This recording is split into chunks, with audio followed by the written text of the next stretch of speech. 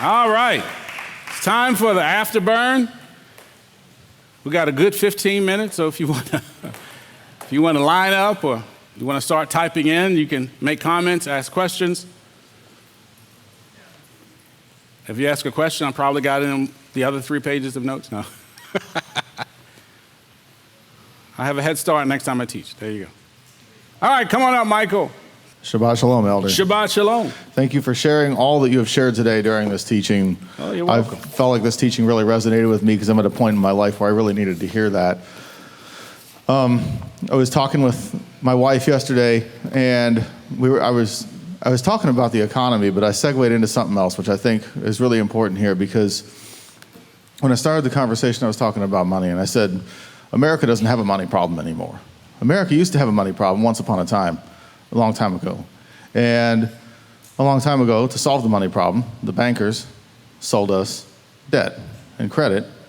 And so now everybody goes to school on loan when they don't have any cash. And then they graduate, and they get married, and they pay with their wedding with credit cards, and they buy a house with a mortgage, and they buy their cars with car loans, and they raise their kids on their credit cards.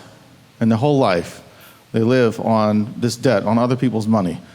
And the thought that went through my head when I said that, I looked at my Ashley and I said, so whose life are people living? Are they living their own, or are they living somebody else's life at that point? I mean, the borrower is slave to the lender, so you live in somebody else's life. And then I came up with this phrase: we don't have a money problem anymore, we have an equity problem.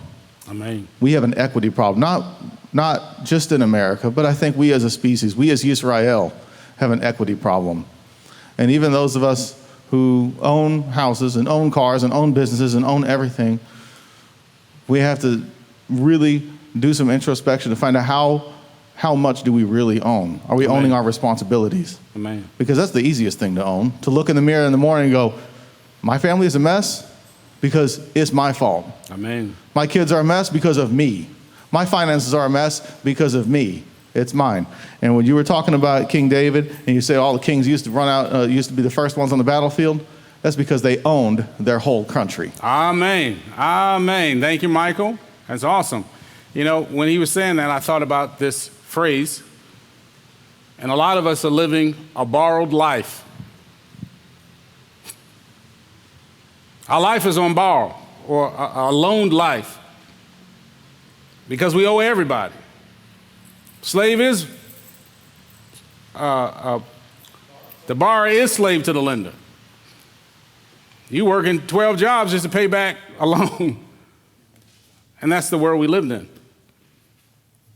You guys know I teach finances, and one thing I teach people, especially the credit card people, credit card was invented in 1957. What did they do prior to 1957? Cash. They used cash. Now, those of us who use credit right, and I've seen it done right, can benefit from it, but those that do wrong is living a borrowed life. You're borrowing your life. Own your life. Own your decisions. Own your mistake. Fix it. Stop crying about it, because if you come to cry about it, we're going to tell you the same thing. You need to fix it. Own it, fix it, or move on, which means you're not going to cry about it, you're not going to complain about it, you're going to accept things the way they are, and you can go about your happy way. Hopefully you're happy. You're probably not, but go along your happy way. Miss Amy. Shalom, Elder Billy. Shalom. Thank you very much for your teaching today. You're welcome. So I appreciate you explaining the verses about being invited to the supper. I never really understood it that way. And it made me, when you said that the invitation went out, but there was no date or time, they were just given the invitations. I thought about that verse where Yeshua, but I don't know where it is, where Yeshua said, he's wondering if there's going to even be any faith when he returns. Amen. So my question is that tied to this somehow? Well, the story, the parable, as just about all of his parables are tied to being prepared when he returns, not knowing when he's going to return. Right. So the insight that I got through studying the teaching was the fact that the invitation was giving out, they accepted it. That's a part you didn't say that I think I mentioned, hopefully, that not only did they get the invitation without the date and time, but it was customary that happened. They accepted it, said they were going to be there. Right. Then they would know, then they had excuses when it came to the dinner to be announced for them to come to the dinner.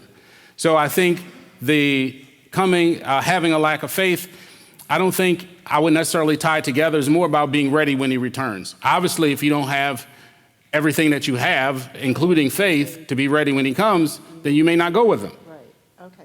Does that make sense? It does. All right, awesome.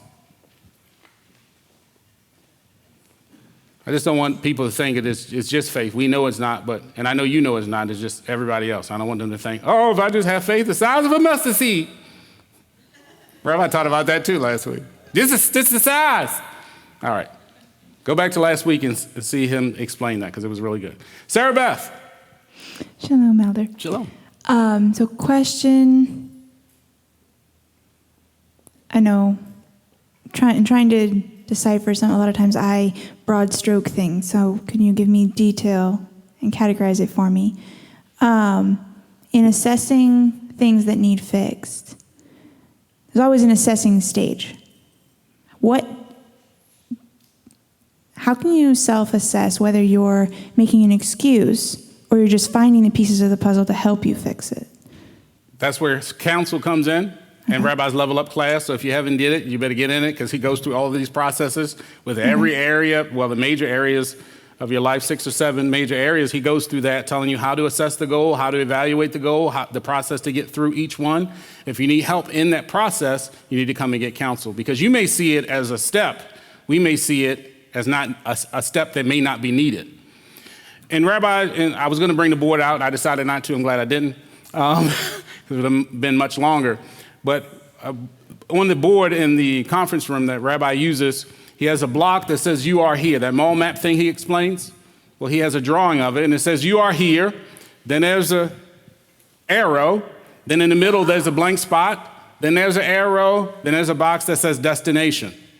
So in between, you are here, which one day he was writing it out and saw that it says, is the initials of Yah. You are here. So you're with Yah when you're here. All right, whatever. You get it later. Yeah, okay. But you are here. Then there's a process. Then there's a spot where you got stuff to do. Then there's a process before you get to your destination. You're not going to just jump. And there may be many steps in between the initial you are here and the end goal or the destination. So you may need counseling depending on where you are in those steps to see if that step is necessarily needed. He will add something. I'm going to add something. All right, so just for those who are, especially the question the way Sarah Beth asked it, okay? Excuses are your reasons why you can't or why it won't work. Identifying things that are not working or challenges are just identifying the targets of things to overcome, to fix, to find solutions to. There's your difference, okay? So it's how the information's being used. I have a bad leg. Could be an excuse. Can be something that you go, okay, I need to find a way around it. See, it depends on how you're using the information. So if you're using the information, I'm old, I'm young, I'm this, I'm that, as a reason to say, well, that's why I can't do it. As opposed to saying, that's why I'm struggling with it right now, I need to find a workaround, I need to find a solution. Now I'm not using it as an excuse anymore. I thought that's what you needed, you're welcome, okay? Because it's really not the information that's the problem. The problem is what we're doing with the information. If you're using it as a reason, your reason, right? Because excuses are for you. If you're using it as your reason why you can't do it, it won't work, this and that, now it's an excuse. Okay? So hopefully that helped with that. Amen. Thank you, Rabbi. Oh, and by the way, equity. A lot of people use that to say things like being fair. That's not what he was talking about. He was talking about equity as in like extra value, like in your house, like your house is equity. So I want to make sure that word gets out there and people start jumping into some wokeism or something. He was literally talking about financially, okay, value called equity, your excess, that money that you have or the value you have to do something with. Okay, good. You might well just stay, because it's... Go ahead, Ms. P. I'll stay if something's needed. I don't have to call you for Lifeline. Your teaching today reminded me of a quote that has stuck with me for quite some time, and it's by Sir Winston Churchill. And he said, "To each there comes in their lifetime a special moment when they are figuratively tapped on the shoulder and offered a chance to do a very special thing, unique to them and fitted to their talents. what a tragedy if that moment finds them unprepared or unqualified for that which could have been their finest hour. Wow. But I think to add to that, what you said is what an even greater tragedy if they find some excuse not to step up to do that thing that was unique to them. Because I see in what you're saying, what you're telling me is that everything about your life prepared you for where you are right now, standing right there in front of us and giving us this teaching. And that also made me think of what makes us prepared, what makes us qualified. And I think the advantage we have in this body is that we have all the resources here to make us prepared and make us qualified. And I think we just need to take advantage of them. Who in the Bible said that exact same thing that Churchill said, just using different words? I didn't study for this test. Isn't that what Mordecai said to Esther? Yep. But isn't that what Mordecai said to Esther? Yes. Exact same thing, isn't it? Hey, it's for such a time as this. But hey, if you don't do it, you'll have lost the opportunity. Somebody else will. And that's exactly what Churchill was saying, exactly what you're quoting, okay? But we have that even in the scriptures. You see Mordecai saying this to Esther. So it's a really excellent point, all right? By the way, when he was talking about own it, fix it, let it go, okay? So let me just clarify the way I word this. You have to own what's going on, and you should fix it. And then once you do, you let go whatever it was. That's fine. When we talk about there are three choices in things, I think you messed that up just a little bit, and you have to understand. You can, okay, understanding that something's going on and it's wrong, okay, you can be okay with it. That's choice one, okay? Or you can fix it. That's choice two. Choice three is you don't fix it and you whine and complain about it. And that's the one that's not an acceptable choice. Okay, you're either going to own it and fix it, or own it and be okay with it. But stop complaining, stop whining, stop crying about it, because crying about it and not fixing it is not acceptable. That's where we get really intolerant of listening to it over and over again, saying, look, if you're not going to fix it, then I don't want to hear it anymore. Okay? Because that's what I tell people in every conflict that they have when they come and deal with relational conflicts. I said, look, you have two choices. Three, really, but the third one really is a terrible choice. The third one being just keep whining and complaining and doing nothing. The best choice is to own it and try to find a solution for it. Or it's not necessarily, depending on how big a deal it is, not a bad choice to just be okay with it. I don't need to get upset about it. It is what it is. And sometimes life is not so perfect, and have peace with that. All right?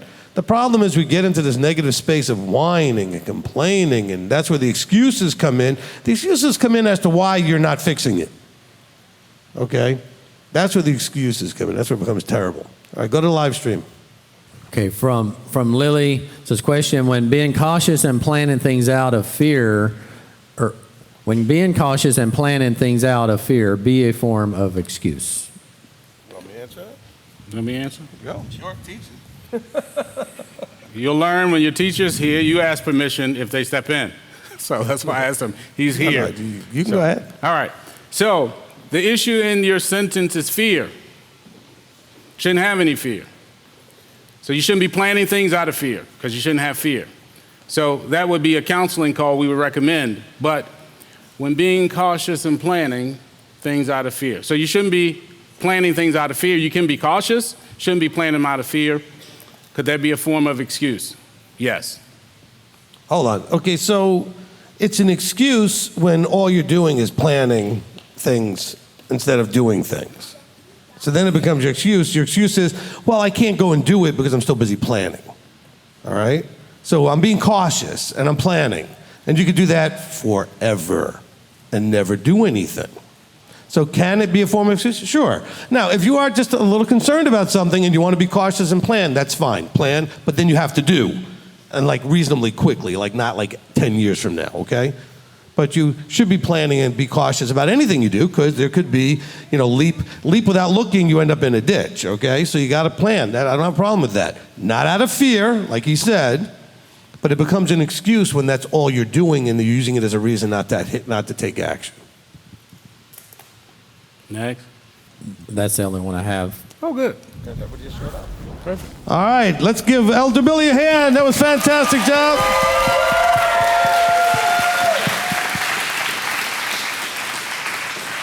I have my ammunition to use on him when he's now.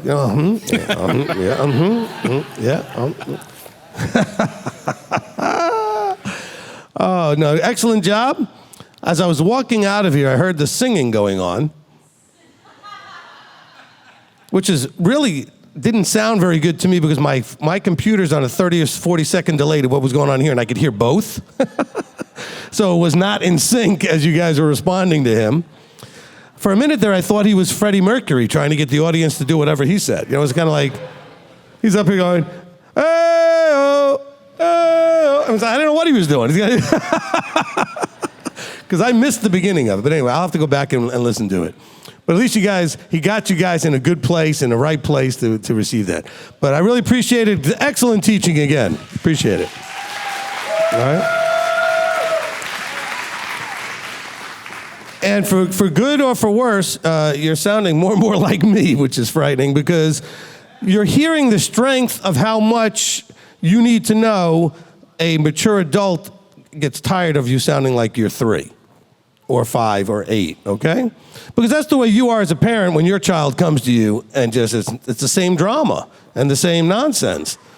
All right, and you just eventually it wears you out. And so you look at us, and Abba has given us a tremendous amount of patience and tolerance, okay? And as he said, sometimes I look at him like, no, you can't do that yet. And he looks at me like, people do not know how much patience you have, Rabbi. And they don't, because of the amount of stuff I have to go through. But yet, for you guys to know, the encouragement is hearing the same thing from 2 different people. I didn't know what he was going to teach today, okay? Matter of fact, I thought he was teaching on vision. He didn't change that until the last minute, which is great. But I think that you guys need to understand that we are heading towards not just a war, but a kingdom.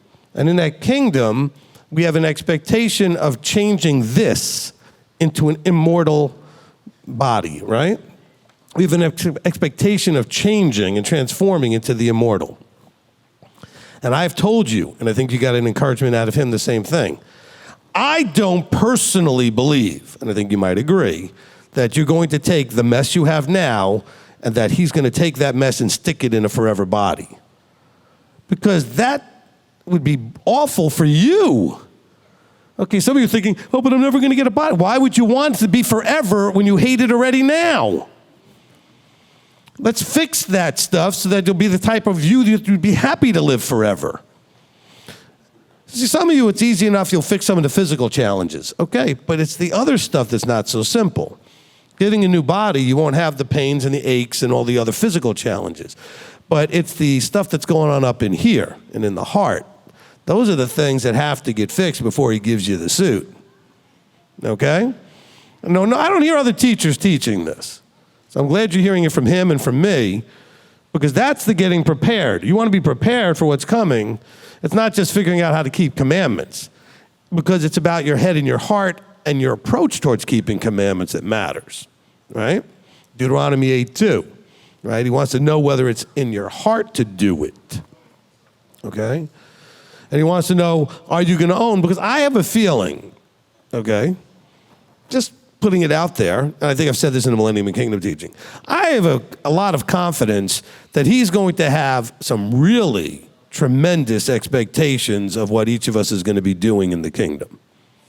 Okay? I mean, eyes have not seen, ears have not heard, minds have not come up with the stuff that he has planned for us, okay? And so you need to be trustworthy, without excuses, able to own what you do and all. He can't give you the level of responsibility that he would like to give you until you get to that mature, grown-up place. All right? If there was a teaching I did a long time ago, you may remember it, called Developing the Character of Yeshua. Okay? And in that teaching, I talk about at the very beginning of it that there are these different paradigm shifts that we make. Okay? You know, one of the paradigm shifts is realizing that Torah is relevant. One of them is like realizing that you're Israel, that it's about being Israel, not being about Jew or Gentile or this or that. Well, the most important and last one is recognizing that you have to go from child to adult. Okay, that's the final shift. The growing into and maturing into an adult. Okay? And so his encouragement, what I do almost every week with you, Rabbi Tom does the same thing, is we're trying to encourage you to do the growth that goes from child to adult. And a lot of you have the age that's not a child. A lot of you have you look at you don't look like a child. But what's going on here and here? Are you acting and responding to life situations like an adult? I'm not talking about like normal like adults today, but I mean like a scripturally understood adult, like a mature adult. Because one of the things that we counsel I would say all too much, is people's with their challenges, with all the people having challenges with adulting. I mean, people really have a hard time being adults. I got a lot of teenagers scared to death about becoming one, because they're going to have to go out there and own their lives and pay their bills and do their jobs and everything else that they have to do. See, it's one thing I know it's hard when you hear things like Michael talked about, like the borrower being slave to the lender, and so he has to go out there and work the job and do all these other things just to pay the bills and everything else. But you know what? I believe we're going to be working quite a bit in the kingdom. I don't mean like a job like for pay. We're going to have projects and tasks and things that we have to show up, be responsible for, and make sure they're done right, etc. And I think we're going to be doing that, I don't know, maybe like forever. Okay? So this is a good practice ground to learn how to show up, do a task, be responsible, get things done, own your stuff, all of that, right? Amen? All right, so good job. All right. So we're going to go ahead and close up.